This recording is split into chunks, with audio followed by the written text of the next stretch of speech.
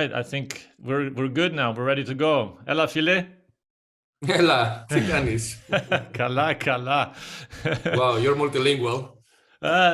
It helps. It helps in life. It helps in my job as well. But I travel so much. I pick up bits and pieces. I can, as long as I can order some coffee anywhere I go, I'm good. It makes me happy. So No, it's really important for Greeks to get established like a basketball language the same way the Serbians are. Like wherever you go, everybody knows some words in Serbian, even if it's just cursing, or anything else. Everybody knows some words in Serbian because they are the basketball people, the default basketball people. So always for Greeks, it's good to hear other people speak some Greek words. It means we're getting there. yes, yeah, for sure. But like you said, the Serbian nation is very talented in languages. They pick up languages so quickly and really good. It's got to have some linguistical history where they just so many cultures that they have within their culture that they can pick up more languages more easily. It seems like that. It's interesting, because Balkan people, but also Slavic people, Yes, great affiliation with Turkic people, and it makes sense. yes, yes. So Andreas, the CSKA fraternity works its wonders for me again. Yeah. we never worked together, but it's been a pleasure meeting you. And now I appreciate you joining my podcast here to talk a little bit about basketball.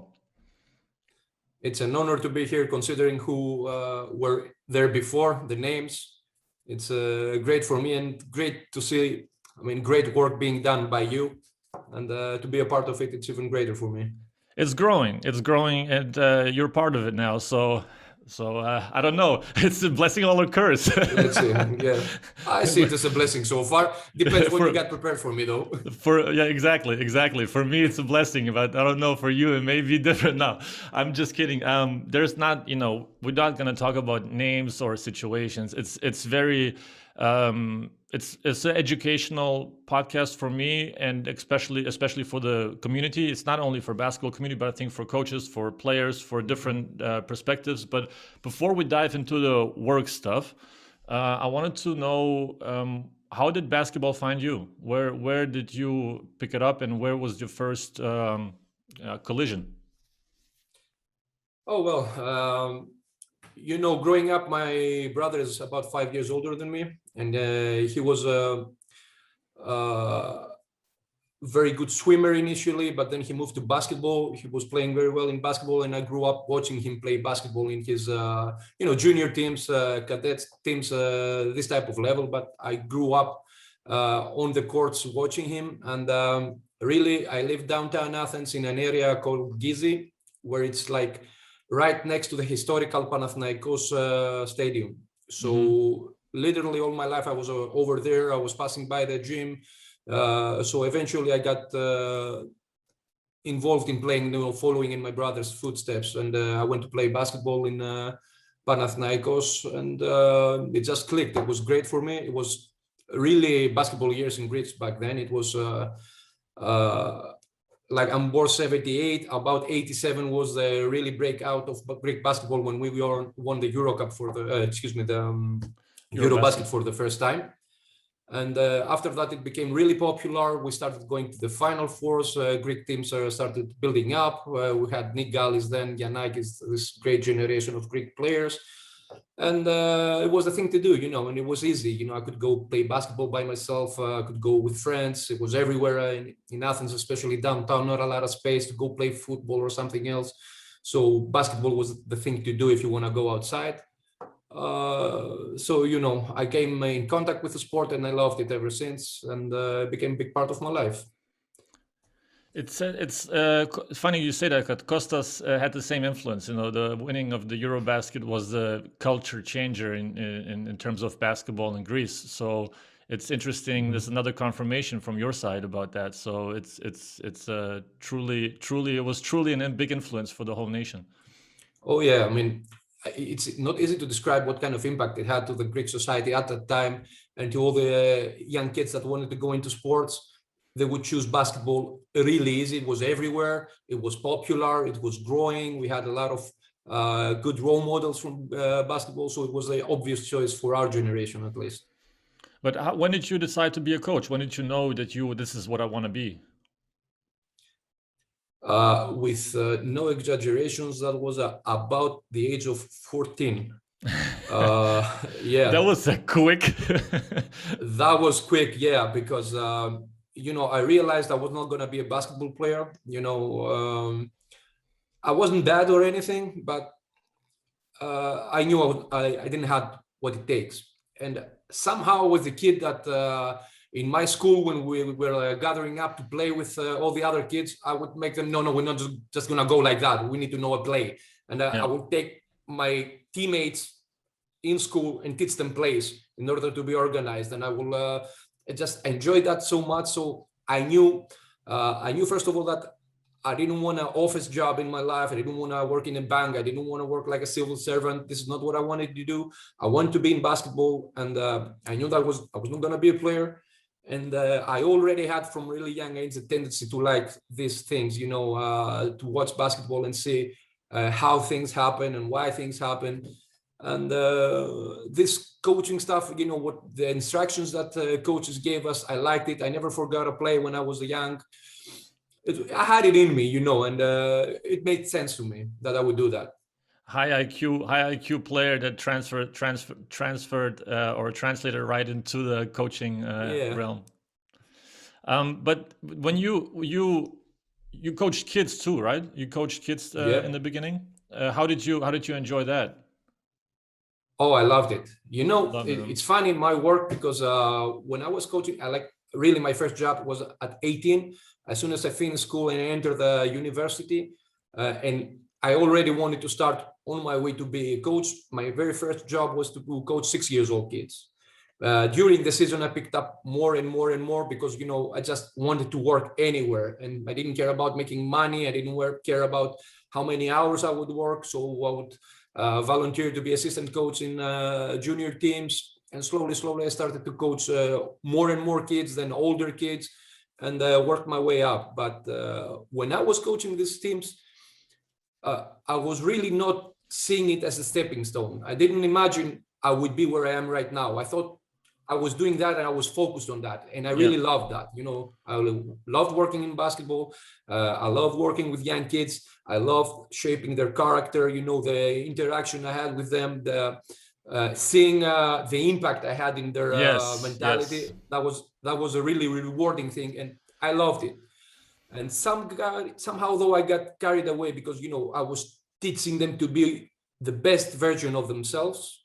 And when I started improving myself, I just had to take the next step. Even though it wasn't like I didn't like coaching kids, I had to go to the level up when the opportunity was given.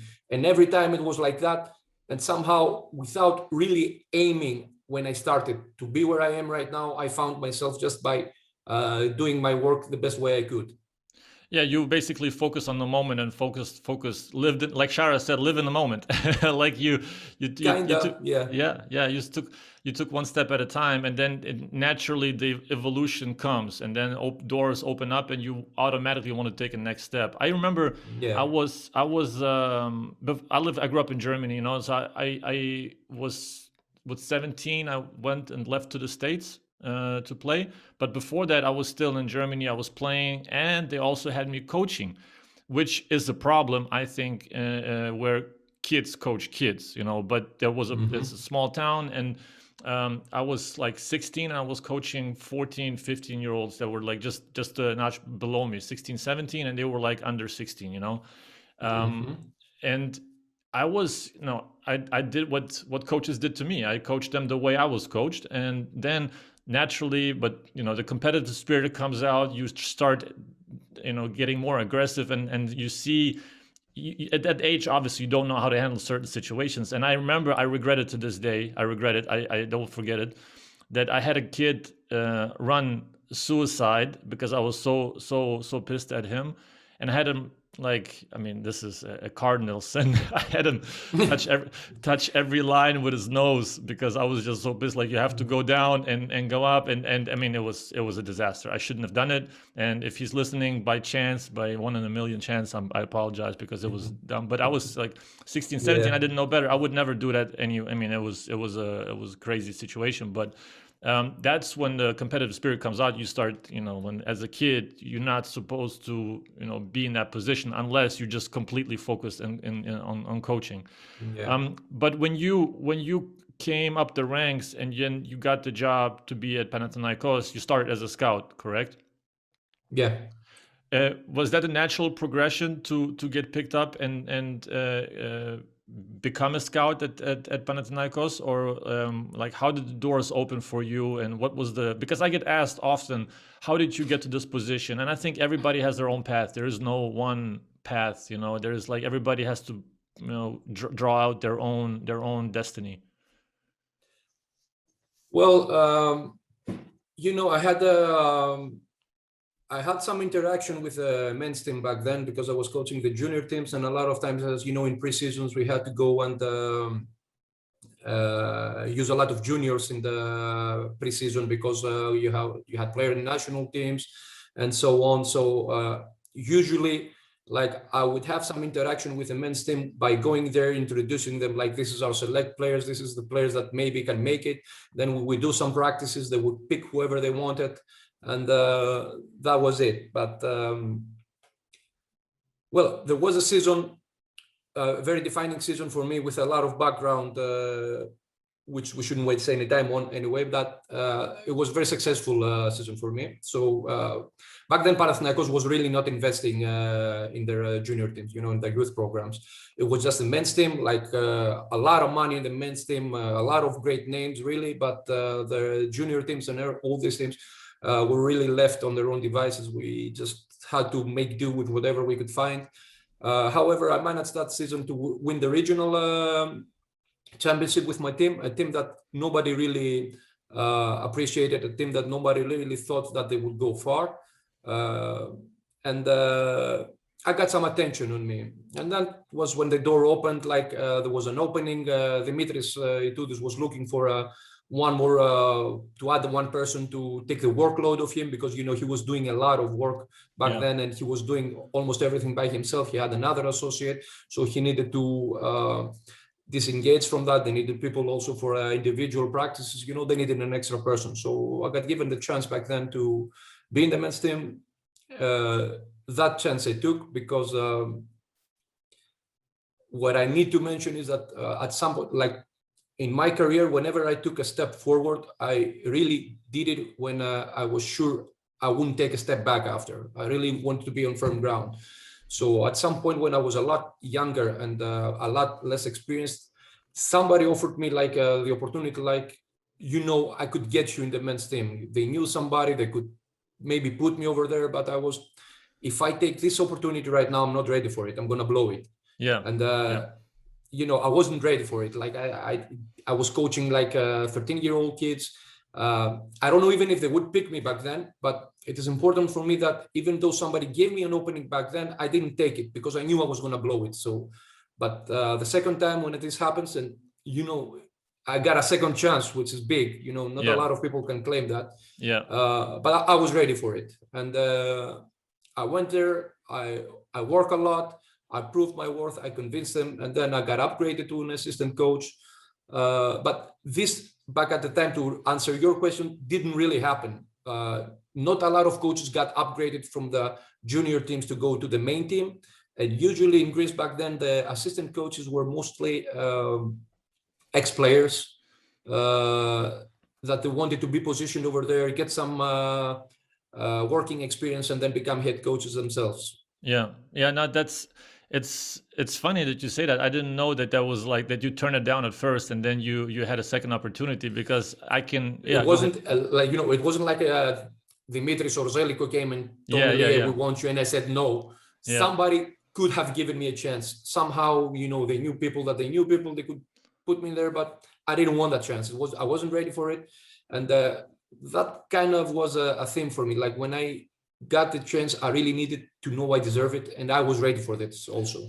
Yeah, you want to feel that you're wanted. You know, you want to feel that you are like invited to stay and that you have certain expectations and not just be a guy next to the other guys, but one of the, you know, main guys on the staff. And I can tell you, my first, when you get him, like I was in second division Germany, I came to CSKA out of nowhere basically, and then after Kozlauskas left, I had the opportunity also, like you said, you had somebody inviting you to go join Panathinaikos, and somebody came from the Celtics and also offered me an opportunity early on. And that was like, you got to imagine, within 2 years, I have a progression of like from second division through CSKA to the NBA, and I was like, this is I don't think I'm ready for that. Like this is too much, way too much. And I knew that Messina was coming, and it was an opportunity where the team wanted to keep me, and I was like, okay, I think I will grow much more in these 2 years I didn't know how long it will last, but obviously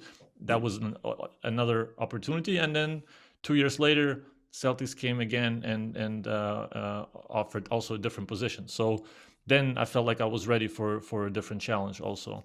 But with your job, with your early assignments, where did you have the most struggles with when you came in, and like what were the biggest challenges you dealt with at that time whenever you joined the staff? Well, when you start working, and I think just about anything people start to learn, and this happens a lot to young people, when they start learning some things and acquire their first knowledge, they start to believe that they know everything. And when I went to the men's team, I was about that guy, that I really started to understand and acquire knowledge, and I thought, I'm ready, I got this. And then I had to talk about basketball with Zeljko and Dimitris, and very quickly I realized, thank God, that I knew nothing, and I was here to learn, and I shut my mouth, I opened my ears, and I just had to listen. And it was really hard to keep up sometimes. These guys were best coaches in Europe at the time, and they were really advanced, and it was really hard for me to keep up. And it was really hard for me because, I was about 26, 27 at the time. So even some of the players were older than me and more experienced than me. Sometimes talking with Mike Batista about basketball, I'm coming like a coach and he's the player. And he knew a lot more than I did back then. And a lot of these guys, sometimes, explaining me things. And that was really intimidating in the beginning. But I was really focused, on earning my keep back then and do whatever I have to. Like I really did anything, like even carry the balls, whatever I had to, just to make myself useful and get my knowledge over there and grow like a coach after that. Yeah, that's I can totally relate to that, but I'm not going to go into that again. But it's a completely it's funny. We have never talked about this deep, so I'm glad we're exchanging this information now. And you already answered my next topic I wanted to ask you, is the paradigm shift that some coaches have, or whenever you go into a new atmosphere and you feel like, oh, I think I know a lot and I think I know everything, and then all of a sudden it's like, like I always tell people, Quinn Snyder was the one who completely opened my sphere of like understanding of the possibilities in basketball. So like that's obviously like working with Zeljko and Itoudis. You had plenty of those moments, but is there any lesson, anything that stands out the most from that time with them that you feel like, man, that was a particular moment that I completely shifted my mind in certain terms of understanding? Well, it's one thing that they were repeating in Dimitris and Zeljko. It's like that you have to be ready for everything a player may ask. So you have to be completely knowledgeable, and you have to have a complete understanding of what you're saying and why you're saying it, because the players are going to ask questions, and sometimes these questions are actually both genuine questions but also tests. And if you fail that test, you lose the trust of the player. So you have to be always ready to answer whatever the player is going to ask you, to prove yourself to him and establish a relationship that this guy knows what he's talking about. So this was really important, to, before I say something, before I could go into something that I was going to explain to a player, I had to have complete understanding of it, and I have to be ready to ask any type of question that a player may have on that. So that was really the most important, how to play the pick and roll. These things change, basketball changes, it evolves, but this is constant. You always have to know your things, your stuff when you talk to players. Yes, you have to anticipate basically the questions that may arise, whether it's about the opponent, whether it's about your own system.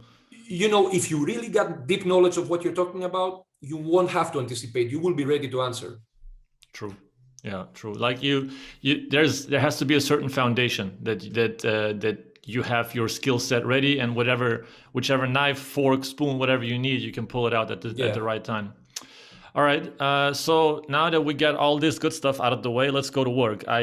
We have a 40-minute game ahead of us right now, and okay. I'm ready. I prepared five topics that we're gonna go into one after another. The first one is politics. Okay, so politics. It starts usually off the court with certain things that are maybe with different other teams. So I had these situations a lot, and the question that I find myself always asking or being asked is, can we exchange playbooks? Can we exchange certain information about other opponents that can help the other team? And I would like to know, before I tell you what I think, I would like to know what your experiences with that, and what information you're willing to exchange with other teams in the league or other leagues. I'm pretty open with that. I believe that information should flow between us, between coaches, between coaching staff. Exchanging a playbook or exchanging ideas is not like somebody's going to steal knowledge from you. And really, this is something that helps everybody evolve, and we're all doing, like, there should be a camaraderie between the coaches, and especially the assistant coaches, that we have to grind a lot all through the season. But unfortunately, I say that's not the case with everybody, and this really annoys me when I see people, okay, I understand somebody not wanting to share a playbook. I understand not wanting to share your playbook. I don't understand sometimes not wanting to share the opponent's playbook. Sometimes I like, okay, I'm not gonna get somebody else to do all my work for me, but sometimes it's a play. I didn't see the call. I may call somebody to give me the call. Usually, most of the times, we exchange this information more easily, but some guys don't. And really, what annoys me really when I see it is when people try to hide their games in preseasons, like really go out of their way to hide a preseason game so it will not be on Synergy, or we will not find video of it, or it will not be videotaped. I mean, how much is this going to help you really, and why be that guy? I don't like that, and I'm not like that. I never had any issue with sharing knowledge with people that ask me, with people I meet in the job. There's some limit to it, of course, of what you can share. But I think, like, if I talk with somebody and I give him 10 information and he gives me one, like if we could quantify it, I still get one. Yeah. I still win from this. It's not a contest who gets more, so I got better by this. So I'm really a big fan of it, even though that is not the current mentality of all coaches in Europe, I would say. Well, we're going to have a debate now quickly. Not quickly, we can take our time. Yeah. Because I'm the anal guy that usually is hesitant to exchange other teams' playbooks or play calls or whatever under a certain circumstance, because I've suffered PTSD probably because I had a bad experience, and then after that you're kind of like, forget it. Like, why should I do it? I agree with you on the video. The video part is definitely annoying, and it's something that, like, come on, we're all watching the same tape, and whatever information I can get from it, it's gonna, like, I can give you also a video that you can break down the way you are used to breaking film down, and it's up to you. It's just like fair game. But with the play calls and with the, like you said, like the assistant coaches, the scouts, we all put a lot of time and effort into accumulating and doing the work. And if you're doing the work properly, and I would consider myself, and yourself probably as well, I'm certain of it, of doing the work properly with preparing everything fully, and then you exchange it with somebody and you get, okay, you say 10-1, but sometimes you get like the quality of how you present it or how you give it to them. You get something that's handwritten back, and that's not even like, I trust my work that I put in of scouting the same team that I'm asking for information of more than I would trust other person of doing the work for me. You know, like I trust my work that I put in more than I would trust other person doing the work. So I had a bad experience, but I had one also scout. Back then in Euroleague, it's also where there's groups, and then, you know, when you qualify and you have another, you have nothing to lose basically. I was talking to a scout. I'm not gonna say from which team, but if he happens to listen, he'll know. It's something that where both of us know we put in the work. Because for me, I don't like free ballers where they just kind of they want to get something for free without putting in the work, right? I would like to know that you did hustle. And what I did with him was we compared notes basically. I asked him like about the play, you know, like which play, like, you know, zipper, pick and pop, and short action, and blah blah blah.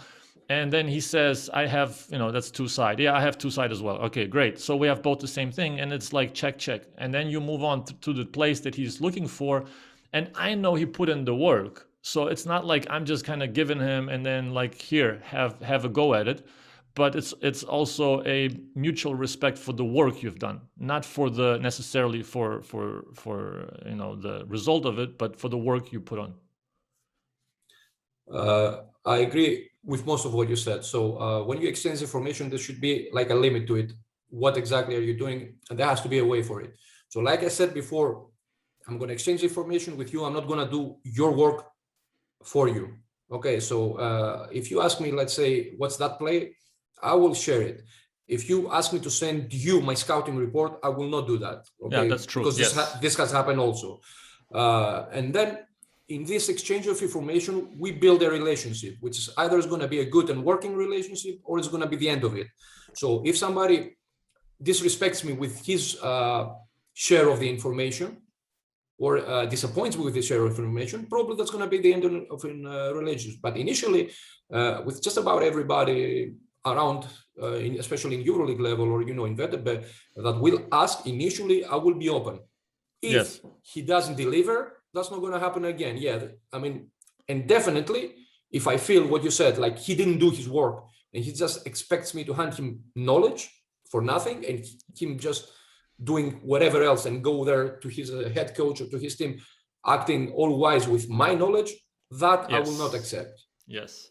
And that's the same thing. Like I like to compare always life with basketball. I mean, there's so many parallels you can find. It's the same way. I want to be with people as well, and I'm trying to be with people as well. Everybody starts off with 100 points. You know, you start with 100 points. I'm giving you my trust. I would like to have. I would like to. I'm a believer in people. I want to believe in people, and that's how I would like to also believe in staff members and other. You know, the coaches fraternity is pretty strong, and that's why I also would like to be able to trust people. But then, as you said, as soon as you feel that there's a certain amount of like unappreciation, then you're losing points on the scale from 0 to 100, you know, and it's like you said, that's life. It's not just basketball, that's life. Yeah. So moving on from this like politics, but also there's, you know, politics, communication, because I'm a communication freak, if you want to say that. We know. with relationship with players, right? Like the communication that you have with players, and we're going to go into it a little bit later during the game. But when you have the relationship with players, and you have, like you said, you have to be ready for certain questions that you get. But sometimes there is inner conflicts that you have, where you feel like the player initially has a point, and you know, like it's not necessarily in agreement, in alignment with the coach or with the rest of the staff, or like how do you handle that if you feel like, man, that's a good point, and do you make the player feel like he's right at that point, and or do you like, let me double check with the coach? Like, how do you proceed with that? Because we all had these conflicts within ourselves, I believe. Well, it depends. Not everything is the same. what we try to let people know is like in basketball, things can be done in more than one way. So yeah, you may say something that is right, but we chose to do it differently. So we got to follow that way. So it's like you can reach the same goal with different approaches. It's like more than one path to follow. So we all need to be on the same page on which path we're following. And that doesn't mean it's the only right path. There could be another right path, but we chose, like coaches, that this is the best way. It's really important for me that players feel that they can talk to me and express their concerns or their questions or whatever it is. And I will try to explain them at the right moment, though. Like during a game, I cannot open a debate.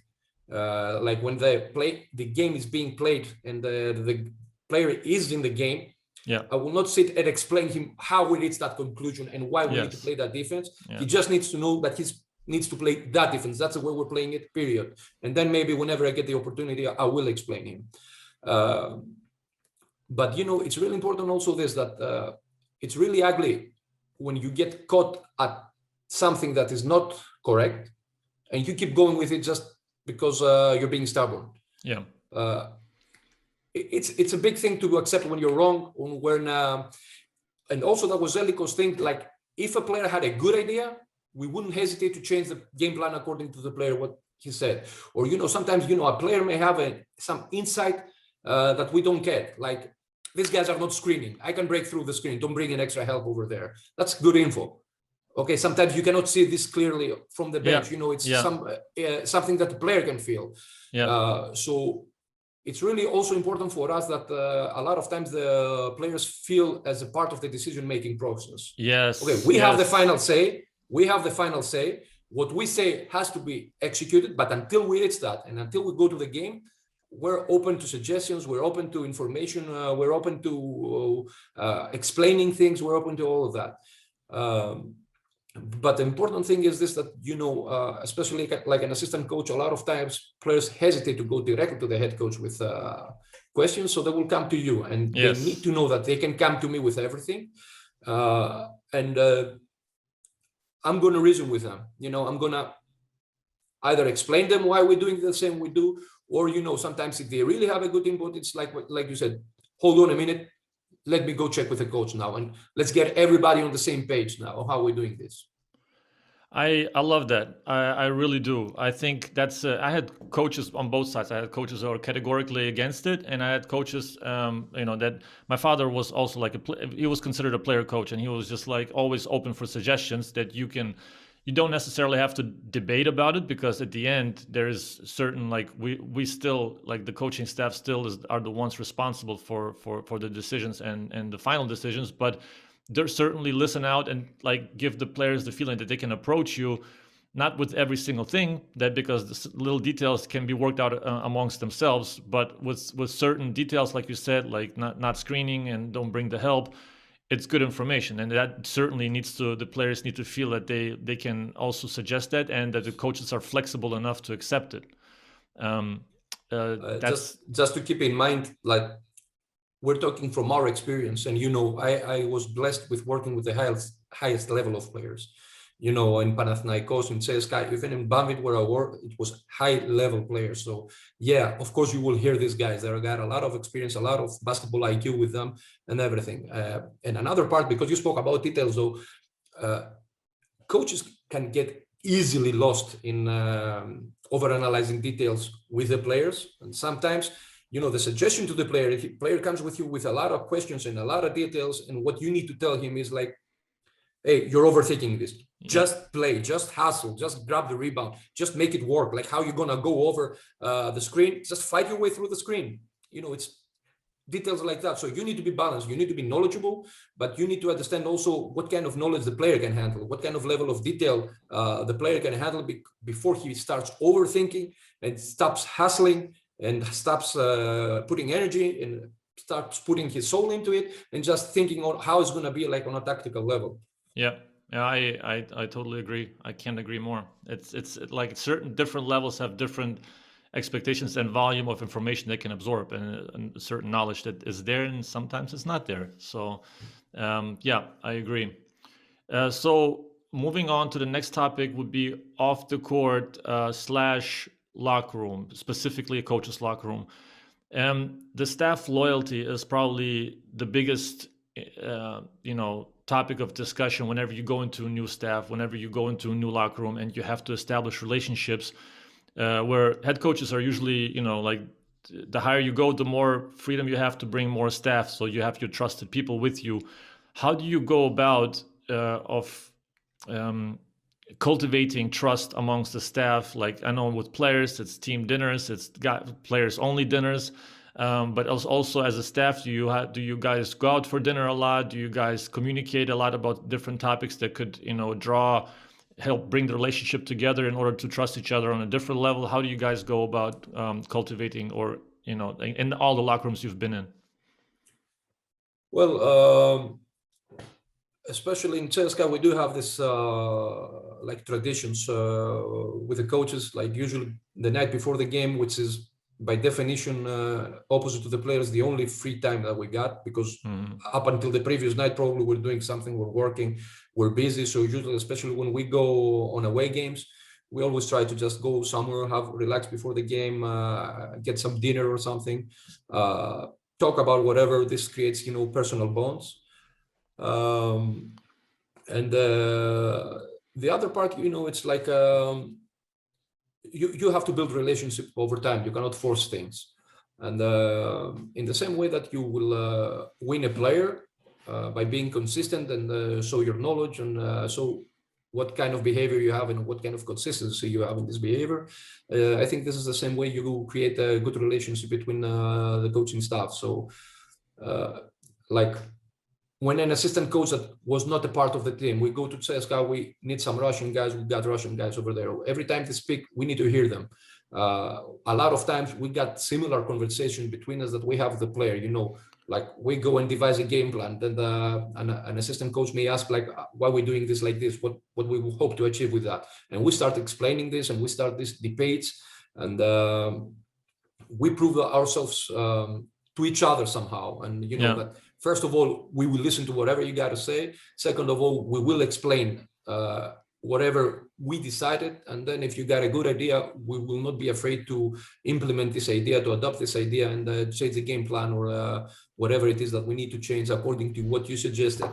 And this over time creates, and actually this is something that especially Dimitris expects from his assistant coaches. He doesn't want them to be like blindly agreeing with whatever he says. And kind of my relationship with Dimitris is an example for the others, what they're gonna follow, because really, us being Greeks, and you've been around Greeks and you know how Greeks talk. We talk loud, we use our hand gestures a lot. So especially when we went to Russia, people thought that we were fighting all the time. Like we were having a normal conversation that if somebody was around and understand what we were saying, it could be like a social conversation and people thought we were fighting. But a lot of times, it was this conversation, this give and take, like we would be like the devil's advocate for something. Like it might not be necessarily that I disagree with the Dimitris suggestion or Dimitris with my suggestion, but we do the devil's advocate, so we got all our ankles covered. And in the beginning, people seeing this is like these guys are working together for 15 years, or it looks like they're about to kill each other. But in our meetings, this is how it works, and then this is what everybody learned from it. Like you're free to talk whatever you want. You have to prove your point. When you talk about something, you really need to be ready to defend your position and why justify it. And then when we go out of the coach's room, we're all on the same page. We are all on the same. We got all the same mindset and the same idea, and we are ready to explain to the players and get the players on board and go play the game. Yeah, that's the thing that I feel like you said, everybody on the staff has to have a voice and feel like they're a contributor and not just a fan or a watcher. Like everybody on the staff has a voice. And for me, it was a shocker with Messina where I was destroyed the first month and a half until I learned to justify my opinion and to anticipate why certain things have to be a certain way when I try to make a point. And like you said, like as when you get out of the locker room, you absolutely have to be on the same page. Everybody from the head coach till the scout have to know all the rules that we decided to be for that game, for the practice or whatever, because, you know, whenever the players approach you, you have to be ready to answer the same question, same answer. You know, when the player goes to one person and goes to another person, he gets two different answers. It's already messed up. So I think it's so important to get out of the locker room all aligned. Yeah. Did you want to say something? No. No. Okay. So with all this, we go on to the pregame. Okay. So from this, we move on we get out of the locker room now. We go up to the pregame. How do you, with all this like preparation and time put into scouting the game, scouting opponents, how much information do you feel is needed for the players? Because you go through a filtering process, I imagine. So how much information, if we are living in a perfect world, according to you, is necessary to bring along for the players? Because you cannot implement everything. You know, you cannot tell them everything. I think it's important for you as a staff, for you as an assistant coach, to know the nuances of the opponent. But how many video sessions in a perfect world would you be able would you show before the game? And how much scouting or paper or like plays would you give to the players?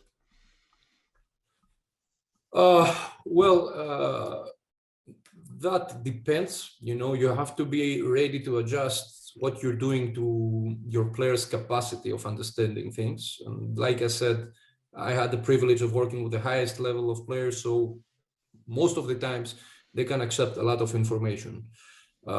It was really interesting, though, to hear Coach Messina mention something in your previous podcast that I completely agree. Like 10 years ago, we would go into every detail. We would watch a lot more video than we do right now. At the moment, we have a lot less information loading for the players than we used to have. And the thing is, firstly, since the Euroleague became a closed group, this has changed everything. You face each other so many times, and the players are kind of known that you can get away with less information. While in the previous system, the top 16, you may play a team for the first time in 10 years. You may play one team 1 year and then play it again in 3 years. And maybe the team is the same players. And the players are not acquainted with them or their system. So you have to really explain them how the player is going to be, how the system is going to be, what you're going to do. At the moment, you know, we go, assuming you have the optimal of 3 days to prepare a game, we would probably use the days to split the video into a smallest amount of video we could. So if we have 3 days, we're going to watch 3 days of video, but it's going to be less. If we got 2 days, we're going to cramp everything over there. If we got 1 day, like, you just go for the necessary things because you don't have enough time to prepare, like in back-to-back games, you know, double weeks and everything. Information becomes less important. But, you know, also it's very interesting how the last years, again, in combination with the change of the Euroleague format, is how everybody right now respects the scouts and the scouting job done from the opponents, and they go out of their way to hide their plays or to make it complicated for a scouter to get your plays, like either by really having complex plays or having a lot of counter plays, you know, and or even, you know, hiding it during the game. A lot of people will just talk from player to player, or, you know, you're gonna go out of your way to do funny things to hide your plays. And, you know, for me, that's a kind of respect of what impact the assistant coaches and the scouters had in the game, that it made it necessary for the head coaches to take that into consideration and change the way they plan their teams and run their plays. So right now there will be teams that really you cannot rely. You play Zenit, for example, Coach Pascual. It's no way you're gonna know what he's gonna play against you. I agree. Like no way to know what he's gonna play against you.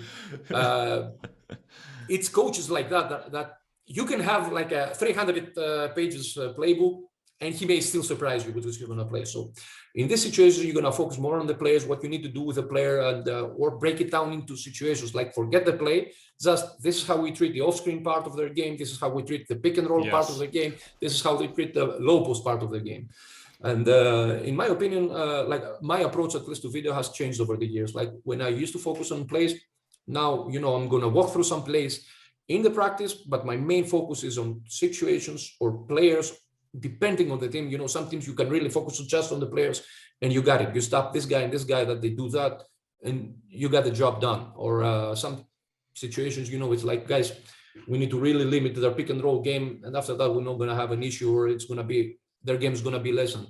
So I really think I adjusted over the years to that. Like mostly to do more with less, actually. This is what I believe.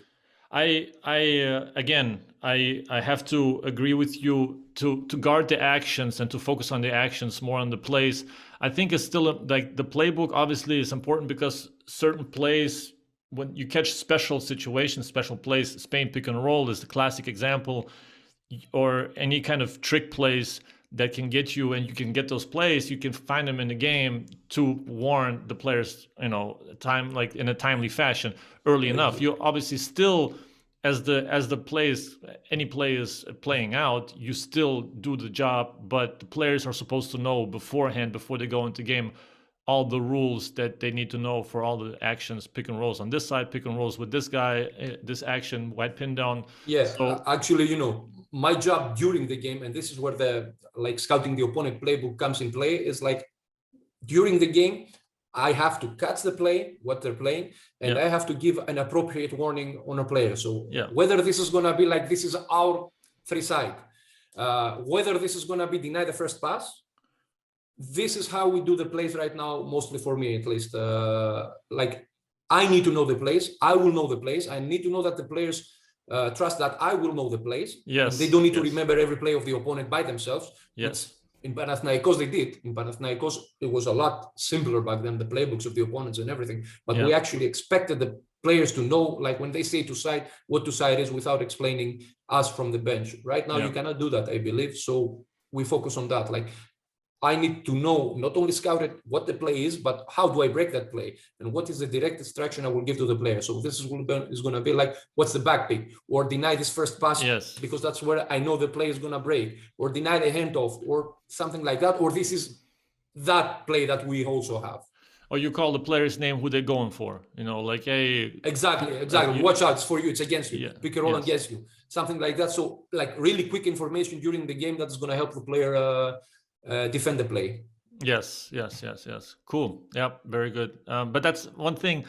I'm wondering with the schedule. You said like you condense it. You have rules instead of like expanding the video sessions. How do you manage your time in general with all the flights, with all this condensed schedule? When do you work? When do you I imagine on the plane is a big majority of your time that you spend on your computer. Where do you find balance also to get away a little bit from the game, to refresh your mind?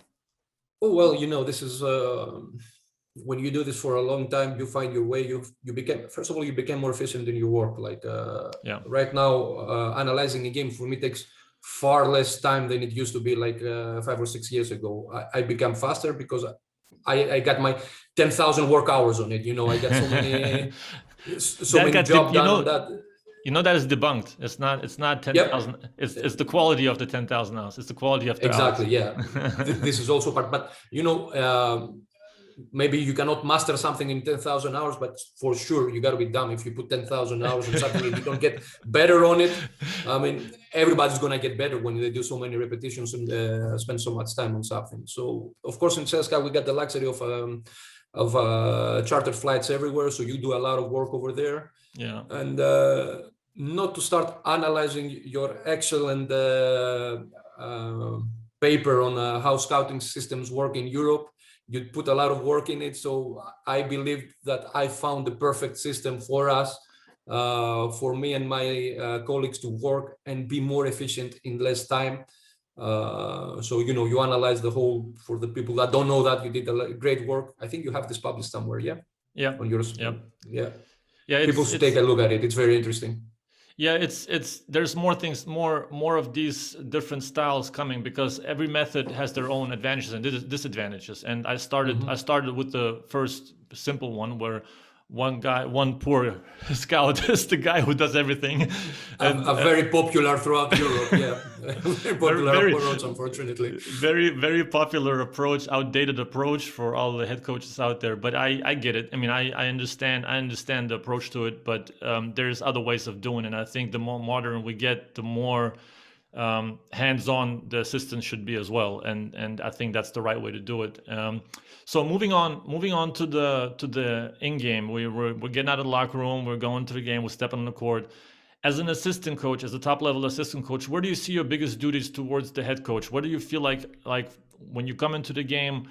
What are the questions you ask yourself when you mentioned you have to be ready for players to ask you questions? What questions do you feel like you have to be ready for the head coach to ask you, and to have, to approach these challenges the right way? What are the challenges you deal with? Well, look, me and Dimitris, we've been working together for so many years. We really know where we need to fill in for each other. So, the assistant coach a lot of times has to find the gaps that the head coach is leaving and fill in the gaps, and compensate for some behaviors, and go opposite from the coach. So when the coach is really active on the bench, and if I start jumping up and down again, that's going to be two technicals really easy. So, I have to be calm. But that's kind of my thing. I need to be the calm observer of the game throughout the game. And even, let's say, when a defense doesn't work and they score on us, I have to realize if this is the defense that we need to change, or if I have to suggest that we have to keep going with that. It's going to work. Like, yeah, maybe they scored now there, maybe we were unlucky there, or maybe this was not a good quality defense, but we have to keep going with it. So I really need to assess everything that is happening in the game according to the game plan, and make my suggestions or my corrections to the game plan that didn't survive contact with the enemy. That's one of my favorite, in spite of being a scouter, this is one of my favorite quotes, plans usually don't survive contact with the enemy. That was a military maxim anyway. But this happens a lot, so you need to be ready to adjust and compensate. But usually I try to be the calm guy, because coach is really emotional and really active during the game, and he's the guy that really needs to be transfer his energy and his aggressiveness to the players sometimes. Yeah. And that has a downside. A lot of times you get also carried away, so I need to compensate for that. Be the voice of not reason, actually, to be the calm observer. I think this is the best description. So a lot of times, I have to help him out with time management of the players, make sure the rotation is being done correctly, so we don't overplay somebody, or we don't leave somebody a lot of time in the bench, or we need to keep the team fresh. And this adjustment to the game plans, what is working, what is not. During the game, this is the standard things. A lot of times you need to do something that you never did before, or something that you don't often do, but in general, this is the 100% is going to happen, like these situations. Just to get back on your game plan, Mike Tyson also always said that everybody has a game plan or a plan for the fight until they get punched in the mouth. Yeah. Also a good line. Yeah, and then plans change really quickly. Yeah. Who keeps track of the minutes of the players on your bench? I mean, in terms of role, not the person, but in terms of is it the assistant coach, the second assistant, the conditioning coach? Who's the person to do it? Usually I do it. Okay. Usually I keep my eye on it. You look at the box scores. Yeah. Okay. Sometimes it's just a feel that you may look at the minutes, like the stat actually, or sometimes you get a feeling from the quality that this guy, there's not a lot of minutes in there, but he just spread it up and down, and he switched on the defense and he played their player, and then he got the ball on the mismatch on the other end, and then again he defended the ball action, and he's tired now. We need to swap him because he just gave a lot of energy, and we need him to be fresh, because I know he's going to play in the last 3 minutes of the game, so we need to be in good shape at this point. Yeah, so even though he may have played instead of 3-4 minutes, he played maybe 2 minutes, but he played really intense two and a half minutes, that you need to give him a break. I need to be able to recognize this. Yes. Yeah. Yes. Looking forward to towards the end of the game. So what questions do you ask, or what questions do players usually ask you during the game most commonly? I mean, it depends always on the opponent. It depends a lot on from game to game, but generally speaking, where do you find yourself? Which questions do you find yourself repeating themselves the most? Is it like on the defensive end, the offensive end, the adjustments? What after timeouts? Is certain things that they want you to point out to them? Well, our most used line in our offense is be aggressive. So this is something we keep repeating.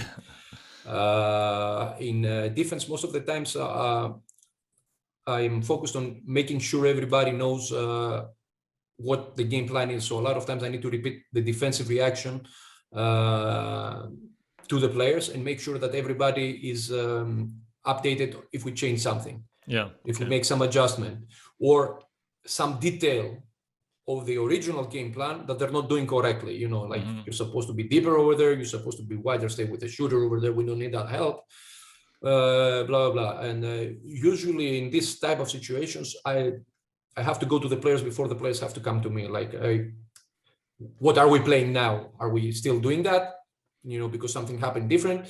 And usually that's most of the interactions over there. What you want me to do with that guy? Or we said, where is that guy shot? He just made 2 out of 2. Do I keep risking? You know, this type of information. And or, you know, some explainings, or, you know, sometimes some like psychological boost, or, you know, like whether this is just you need to calm down, or whether this is you need to keep shooting. I mean, you're a shooter, keep shooting. Yes. Shots will fall. We need that. You know, these things are the most standard things that you're gonna talk. And like I said, in each game, you know, something else may happen. You need to be ready to adjust. You need to be ready to compensate. All these things. Yeah, it's always like you don't know. You're kind of trying to anticipate what the game will bring you. You know, like you have, you know, certain things you feel like the team could do against counter actions, and then you have to also prepare the team or prepare the players to see if the other team changed something as well. Because sometimes we show one thing, but you know, high level coaches, like we're talking about Coach Pasquale, he will definitely change something or make some adjustments that you have to also you know, inform the players as soon as possible, as soon as they come in, because things change rapidly. Now we step off the court. We won the game or we lost the game, depending. Maybe there's no difference in terms of the questions you ask yourself or ask, whether amongst the staff or personally, like, could I have done something better in terms of preparation? Or is there something that this game, although we won, we still can learn from? Or like in the loss, is there certain things that you automatically pay attention to? You know, like our pick and roll defense is the main thing for this game, and we just did a horrible job on that. What questions are most common for you after the game that you kind of go back and analyze and reflect on? Usually after the game, what's in my mind is to keep balance. Balancing with what I mean is a lot of times, a lot of people tend to, it's a human thing, you know, to get overexcited with a win or to get overly disappointed with a loss. So, you know, my thing is always, you know, even when you won, you have to keep your head down and see if you actually got better. Why did you win? What did you do correctly? Or see for signs that may lead to a defeat in the future. But in a defeat, you still have to separate, like, why did we lose, and what, how much this has to change our plans, you know, when what are the real conclusions you can get from any game, you know, or any situation, win or defeat, because a lot of people get emotional after losing, and a lot of people get overexcited after winning. And when you're losing, you start to jump into conclusions that are not real. Yes. Just because you're disappointed from the defeat. And a lot of times when you win, you get blinded by the win and not see the signs that will later on create more problems for you than they needed. And you know, it's a common thing to say that a defeat sometimes will teach you more than a victory. You know, sometimes you can learn and actually be a turning point for you, or a crucial point in your season, a defeat more than a victory sometimes. So once again, I try to look at things objectively after the game, analyze our game, and make like real conclusions, free of emotion, free of personal disappointment or personal excitement, and try to make sure we're on the right path and don't get blinded by victory or defeat. Yeah, that's this gray area. That's the most important thing and the most difficult thing to analyze and to break down, because, like you said, you can get a false sense of security when you're winning, and you feel like you're doing the right things, and then all of a sudden there's just like a tornado hits you on during a game where you just completely annihilates you, and then all the weaknesses show off all of a sudden, and then drama comes out of nowhere. But if you were just really reflecting game by game and seeing these small details that it's leading to something bad, if you see the signs, if you catch them early enough, you can prevent this from happening. And I think that's the most important thing you said in this topic, that it's really important to foreshadow of what could possibly happen, of the small details that are maybe not being picked up because the winning just glosses over everything, you know. Mm-hmm. And that's the hardest to convince people of. Like, yes, when somebody scores a shot and it's a bad shot, it's hard to go tell him like, we cannot win with this type of shots. Like, but it's like, yeah, but I made them, so he got a point there. But it's hard to explain him, yeah, you can make them, but you cannot win games like that. Yes. Or leagues like or titles like that. You know, you cannot win titles with this type of shots. Yes, so yes, titles. Yeah, it's really hard to be the, how to say this, the guy that breaks the party, you know, the bad guy. That, when everybody's happy, tell me yes, but there's something I can find there. Yeah, the ball breaker. Yeah, exactly.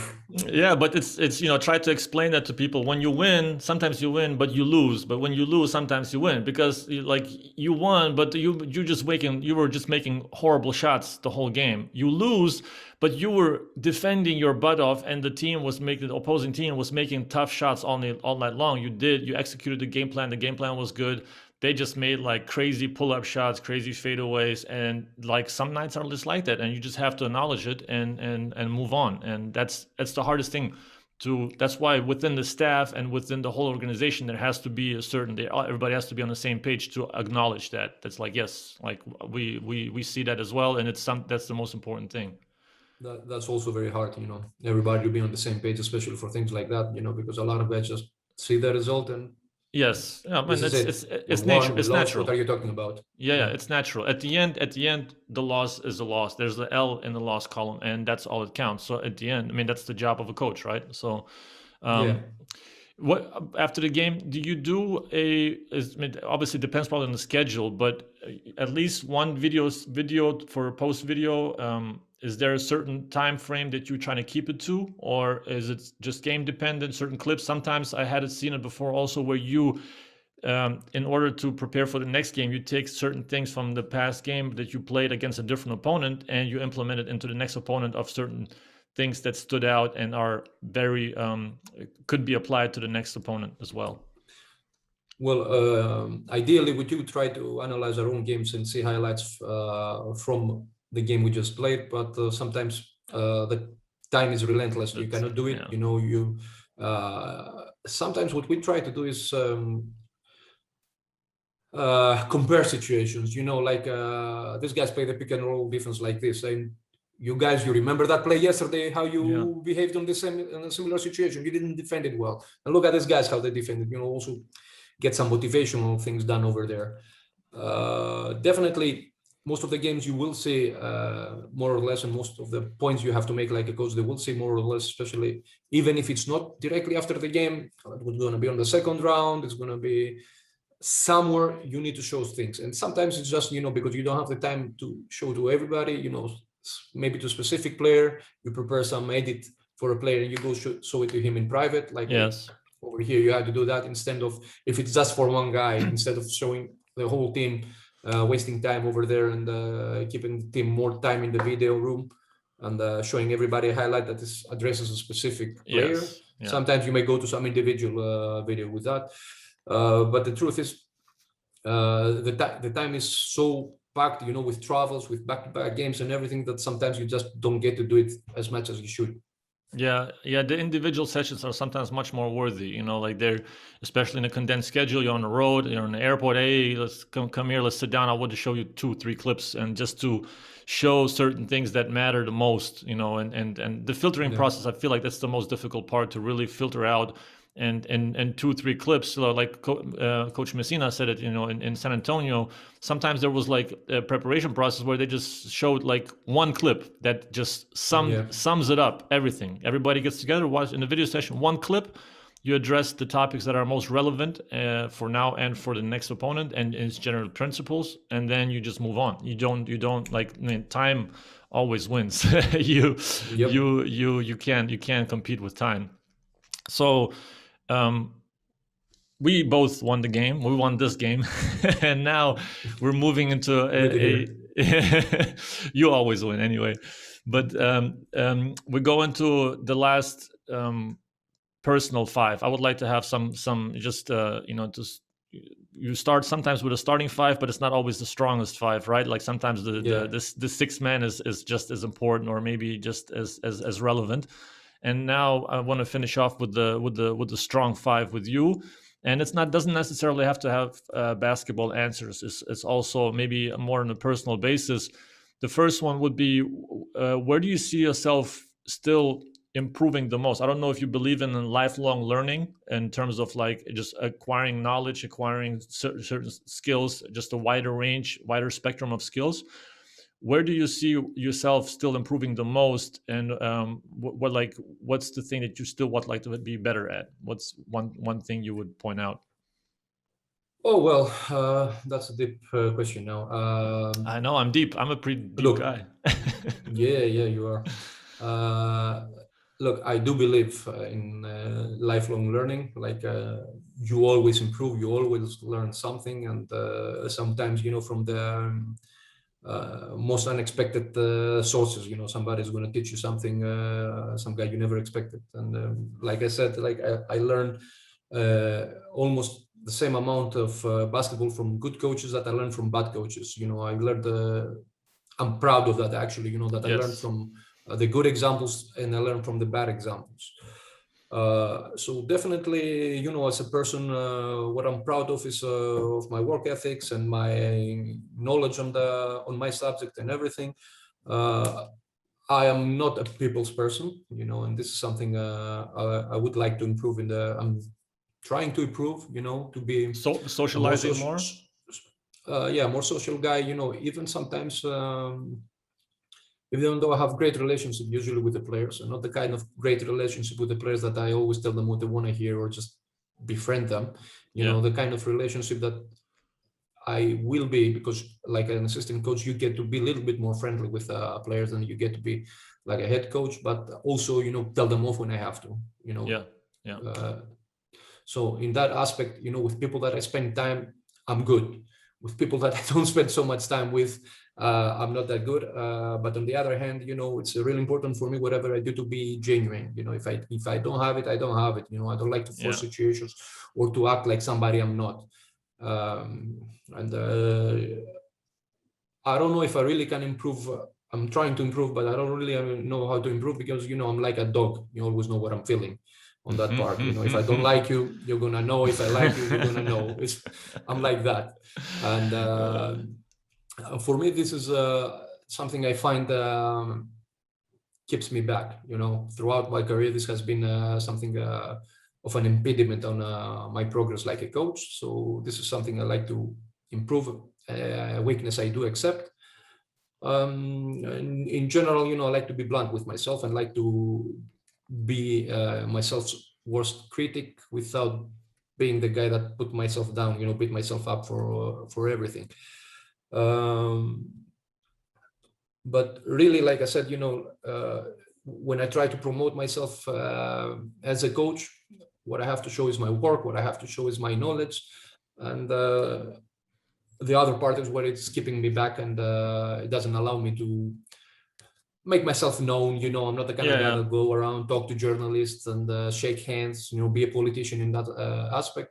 So this is something I struggle with and I try to improve. And of course, knowledge is something that never ends, to keep being up to date with your sport.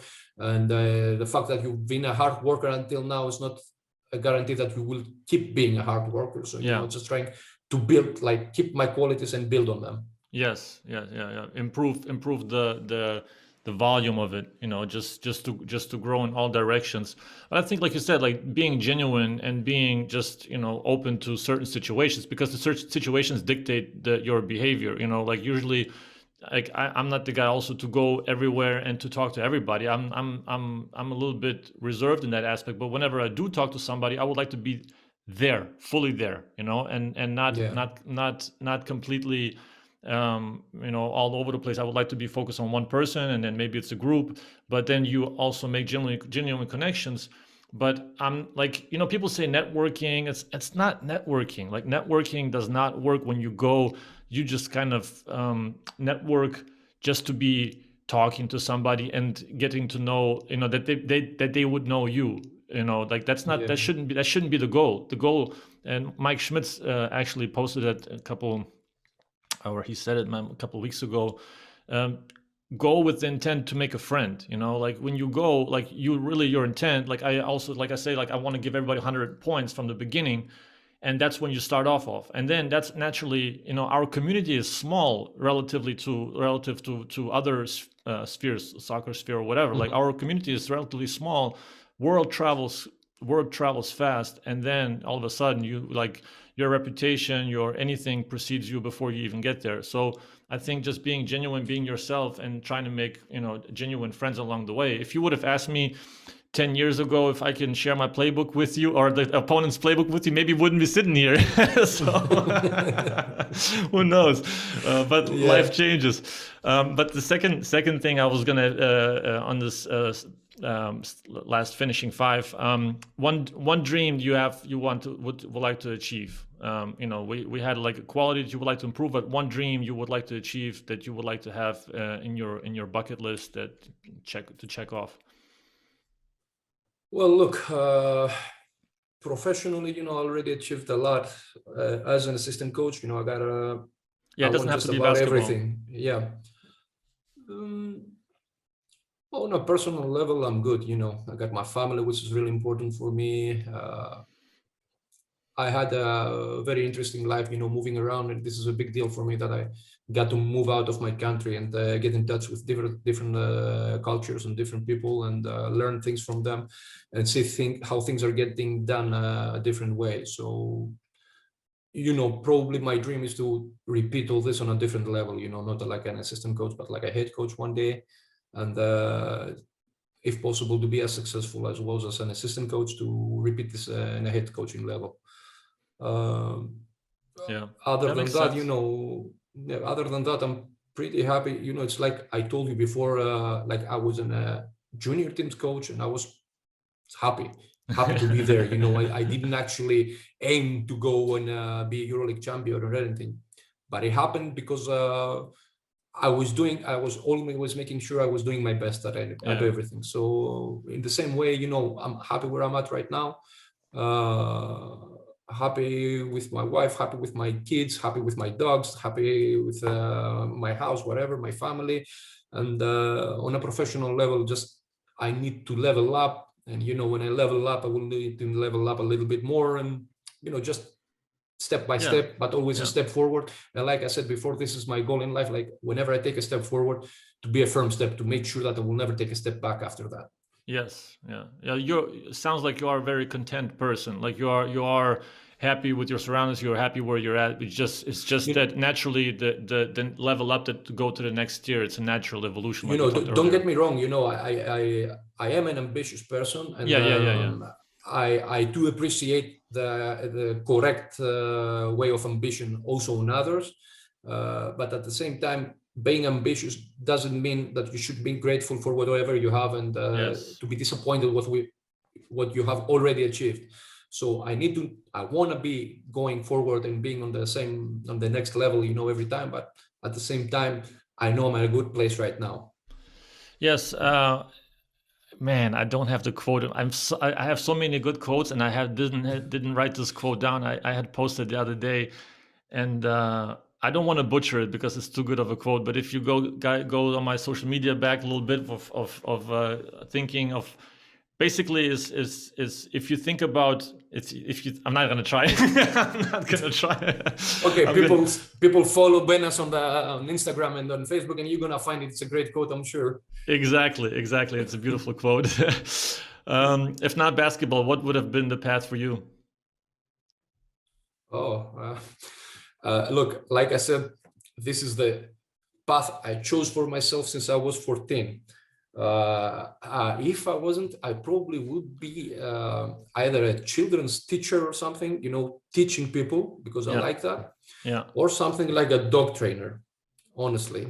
Like this is, I don't know why, but I thought I'd be great at this, and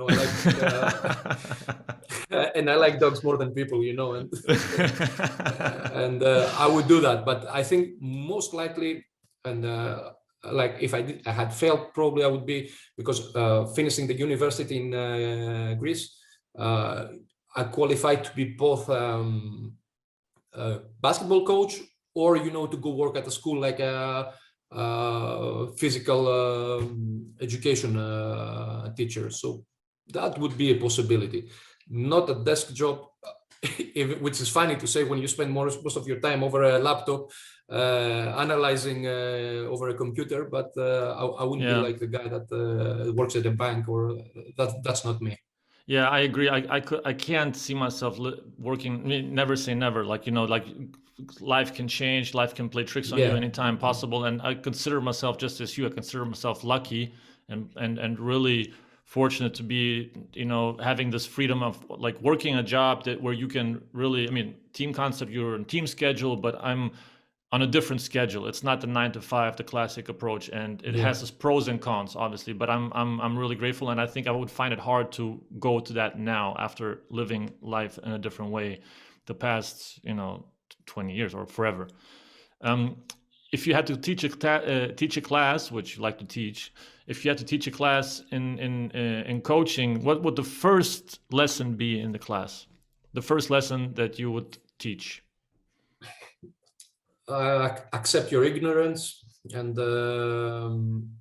accept your limitations. Like, don't think you know everything already. Don't think you need to be perfect at everything. Accept that you don't know something and that you're here to learn, and accept that there's some limitations or something that you're not going to be good at, and it's okay to be like that. Be humble, basically. Be humble, and don't be afraid. That's always a good thing. Yes, don't be afraid to admit the mistakes. If there's if you're not humble, then you're playing with hubris, and then you will get humbled at some certain point. You're not going to improve, because when you start learning, and if you don't accept that you don't know and you're not perfect, you're not going to become good at what you're doing. If you act perfect, if you think you know everything, that's only going to be an impediment to your improvement. You can't do that. So if you're here to learn, be ready to learn, accept that you need to learn. Yes, I can't agree more. And last one, is there a sliding door moment in your life where things could have twisted one way and it just could have turned out completely different, whether it's on or off the court? What is it? Look, twice in my life, I resigned from my job, and that could have gone either way. One time in junior teams where I wanted something more. I wasn't being given that because I believe I wasn't appreciated much. So it was like, either you give me this or I resign. Yeah. They thought I was bluffing. I'm not the kind of guy that bluffs those. So I had to make sure that everybody knows I'm not the kind of guy that bluffs. When I say it, I mean it. Yeah. And somehow that worked out for me, though I resigned initially. Then they came back, they offered me the job that I wanted. And this is, that was the year that I said I had a breakout year with the junior teams of Panathinaikos. And then I get noticed from the men's team. In the summer before I got that job and do that season, I had resigned. And they gave me this job back. And then after Zeljko left from Panathinaikos and Dimitris, I stayed over there. Panathinaikos is a top level team in Greece, so people don't leave, especially assistant coaches. People that are not important. If you're not Zeljko, you don't just leave. Yes. From Panathinaikos. But I wasn't happy with my role there. I understood why things were like that. I understood why I was given the role I was given. I just was not happy with it. That was not me. I thought I deserved better. So instead of being a bad assistant coach that stays over there and he talks bad about the team or the head coach or situation he doesn't like, instead of being the guy that nags all the time and he complains all the time, I chose that the most honorable thing to do was just to move on, to quit, which shocked a lot of people because, like I said, people don't really quit from Panathinaikos. And up until that point, nobody ever resigned mid-season, like an assistant coach from Panathinaikos. And, back then, I lived all my life in this club. I started from the junior teams. And up until that point, I never moved into a different club. I was always in the same organization, in the same system. And a lot of people believed, like, even around me, like, what are you doing? Yeah. I mean, yeah. They looked at you like you're crazy. Yeah, yeah, exactly. You just left the possible job you can have. And like I said, I think I said it maybe even to you, like that was a point that make or break. Yeah. It really worked out for me. It really worked out for me. I didn't expect it. I wasn't. It wasn't a given for me that it was going to go this way. I was fully conscious that, either I was going to be somewhere better and I get what I wanted, what I believed that it was what I deserved, or I would be becoming a dog trainer or whatever it is that I was going to become. And like I said, I would either way get what I deserve. I had to know. So that was two really important moments for me, that I took a leap of faith on my abilities and on myself, and it really worked out for me. Yeah, you stayed true to your principles and to yourself, and at the end of the day, you won. So it's kudos to you for having the balls to do it, because at the end it worked out really well. It worked, but I'm fully knowledgeable that even I'm the same person, it could have very easily gone the other way. Very easily be the end of my career, but I had to do what I had to do. Yeah. No, it's good. I mean, like you can look back on it now. So one last thing, what are some final thoughts you would or advice you would give to other assistant coaches out there to be better assistant coaches, be a better version of themselves? Well, don't take yourself too seriously, because a lot of assistant coaches do that. Maybe from insecurity, maybe from trying to project confidence. A lot of times we become a little bit act too self-important, and I've been there, done that mistake, and I thank God I corrected it really quick. And pretty much like what we said before, accept that you need to improve all the time, that you always have something to learn, and probably hard work always pays. A lot of times, a lot of people in all professions, not just in basketball profession, may get a job that they don't deserve, because of connections, because they knew somebody, because somebody helped them get there. But you always keep the job because you deserve it. So if you, like, in the end, hard work, knowledge of your profession, of your craft, never goes to waste. So you need to keep building on that. And then the other things are also important. You need to be a people's person. You need to have your connections and everything, and to get the opportunities. But that's your base. If you don't have that, whatever opportunities you're going to get, you're going to waste them. That's a perfect way to end it. Andreas, thanks a lot for your time. Thanks a lot for all the knowledge you shared today with us. Thank you for having me. Yeah, and we'll be in touch. And everybody, don't make your younger players like me run suicides and touch the note. I've done some mean things when I was coaching kids, but never that. I'm a mean guy. I look like nice, but all right. Yeah. Bye, everybody. See ya.